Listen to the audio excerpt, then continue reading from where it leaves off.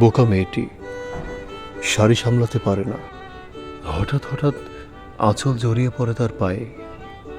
অথচ কি নিদারুণভাবে সে ভাঙাচোরা আমিটাকে সামলিয়ে রাখে। হৃদয়ের ঝড় হওয়া যখন ভেঙে চুরমার করে দিতে চায় আমার সব কিছু, তখন তার একটুখানি হাসি সমুদ্রের উত্তাল ঢেউকে পরিণত করে শান্ত নদীতে। আমার অস্থির নিঃশ্বাসে সে গেঁথে দেয় অদ্ভুত ছন্দ, যেখানে আমি নিজেকে খুঁজে পাই নতুনভাবে। শাড়ির ভাঁজের মতোই অগোছালো সে, তবু সযত্নে সে গুছিয়ে রাখে আমার জীবনের ভাঁজগুলো। তার চোখের দৃষ্টিতে লুকিয়ে রাখে আমার আশ্রয়। তার সরল হাসিতে থেমে যায় আমার সমস্ত অশান্তি।